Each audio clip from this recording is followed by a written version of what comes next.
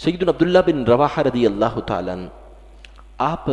30 ساتھیوں کو لے کر نبی پاک علیہ الصلاۃ والسلام کے حکم سے خیبر کے قریب پہنچے، اور روایتوں میں آیا کہ یہ جس یہودی کی طرف حضور نبی پاک علیہ السلام نے سیدنا عبداللہ بن رواحہ کو بھیجا تھا، اس یہودی کا نام یسیر بن رزام تھا۔ نبی پاک علیہ السلام کی بارگاہ میں یہ عرض کی گئی تھی کہ یا رسول اللہ صلی اللہ تعالیٰ علیہ وسلم، یسیر بن رزام مدینہ طیبہ پر حملہ کرنا چاہتا ہے اور قبیلہ بنو غطفان سے یہ مل کر کوئی سازش کر رہا ہے۔ تو حضور نبی پاک علیہ الصلاۃ والسلام نے اس یسیر بن رزام کو واصل جہنم کرنے کے لیے سیدنا عبداللہ بن رواحہ رضی اللہ تعالیٰ عنہ کو بھیجا۔ آپ کے ساتھ آپ کے 30 ساتھی بھی تھے۔ سیدنا عبداللہ بن رواحہ رضی اللہ تعالیٰ عنہ جا کر یسیر بن رزام سے یہ کہتے ہیں کہ مجھے نبی پاک علیہ السلام نے تیرے پاس بھیجا ہے، اور میں تیرے پاس اس لیے آیا ہوں کہ تجھے خیبر کا گورنر بنا دوں۔ کہا عبداللہ بن رواحہ رضی اللہ تعالیٰ عنہ اسے یہ کہہ کر اپنے ساتھ لے کر چلے۔ وہ کہنے لگا میں آپ کے ساتھ اسی صورت میں چلوں گا کہ جب میں اپنے محافظوں کا ایک دستہ بھی اپنے ساتھ رکھوں، تو 30 آدمی کم از کم میری حفاظت کے لیے میرے ساتھ ہونے چاہیے، تبھی میں آپ کے ساتھ جا سکتا ہوں۔ کہا ٹھیک ہے، 30 آدمی ہم اپنے ساتھ لے لو۔ سیدنا عبداللہ بن رواحہ رضی اللہ تعالیٰ عنہ کے جو 30 ساتھی تھے وہ اپنی اپنی سواریوں پر سوار تھے، اور یسیر بن رزام کے 30 ساتھی ان صحابہ اکرام علیہم رضوان کے پیچھے سواریوں پر سوار ہو گئے، اور عبداللہ بن رواحہ رضی اللہ تعالیٰ عنہ اور یسیر بن رزام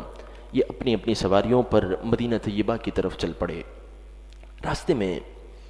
جب ایک گاؤں آیا تو یسیر بن رزام کو ایک خیال آیا، اور اس نے یہ سوچا کہ نبی پاک علیہ الصلاۃ والسلام کی طرف سے جو شخص آیا ہے اس نے ضرور میرے ساتھ کوئی چال چلی ہے، اور مجھے اس کے ساتھ کسی صورت نہیں آنا چاہیے تھا۔ کہا یہ اپنے ذہن میں یہ خیال سوچ رہا تھا، تصور میں یہ باتیں سوچ رہا تھا۔ سیدنا عبداللہ بن رواحہ رضی اللہ تعالیٰ عنہ آپ اس کے چہرے کی جانب دیکھ رہے تھے، اور اس نے اپنی زبان سے ابھی تک کوئی کلمہ نہیں کہا تھا، صرف اسے ایک خیال آیا، اور سیدنا عبداللہ بن رواحہ رضی اللہ تعالیٰ عنہ حضور نبی پاک علیہ السلام کے فیض کی وجہ سے آپ نے اس کے خیال کو پڑھ لیا، اور آپ نے اس کا جو خیال تھا، جو یہ تصور میں سوچ رہا تھا، سیدنا عبداللہ بن رواحہ رضی اللہ تعالیٰ عنہ محتاط ہو گئے۔ آپ نے اپنی تلوار پر اپنا ہاتھ رکھا، اور یسیر بن رزام آپ پر حملہ کرے اس سے پہلے سیدنا عبداللہ بن رواحہ نے اس کی ران کاٹ دی۔ اور پھر جب اس کے ساتھیوں نے دیکھا تو وہ صحابہ کرام علیہم رضوان پر حملہ کرنے کے لیے بڑھے۔ صحابہ کرام علیہم رضوان میں پلک جھپکتے میں اس کے تمام ساتھیوں کو ایک ہی لمحے میں واصل جہنم کر دیا۔ اس کے ہاتھ میں ایک ڈھال تھی، یسیر بن رزام کے ہاتھ میں۔ اس نے وہ ڈھال بہت زور سے سیدنا عبداللہ بن رواحہ رضی اللہ تعالیٰ عنہ کے منہ پر ماری۔ زخمی ہو چکا تھا سیدنا عبداللہ بن رواحہ رضی اللہ تعالیٰ عنہ کا چہرہ زخمی ہو گیا، اور آپ کے چہرے سے بہت زیادہ خون بہنے لگا۔ کہا کہ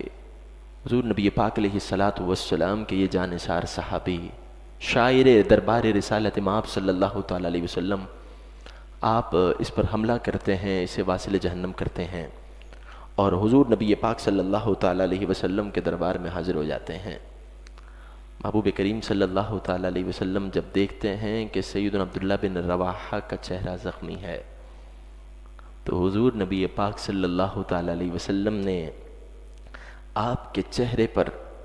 اپنا لعاب دہن لگایا۔ اور یہ وہ روایت ہے جو سیرت نبویہ میں ابن کثیر نے تحریر کی ہے، اور ابن کثیر وہ شخص ہے کہ کوئی اپنا ہو یا پرایا ہو، ابن کثیر کو ہر شخص جانتا بھی ہے اور مانتا بھی ہے۔ ابن کثیر یہ لکھتے ہیں کہ حضور نبی پاک صلی اللہ تعالیٰ علیہ وسلم نے جب سیدنا عبداللہ بن رواحہ رضی اللہ تعالیٰ عنہ کے چہرے پر اپنا لعاب دہن لگایا تو ان کا زخم فوراً سوکھ گیا، اور انہیں ذرہ برابر بھی تکلیف نہیں ہوئی۔ نبی پاک صلی اللہ تعالیٰ علیہ وسلم جو طبیبوں کے بھی طبیب ہیں اور اللہ کے حبیب ہیں، آپ کے لعاب دہن میں اللہ نے وہ معجزہ رکھا ہے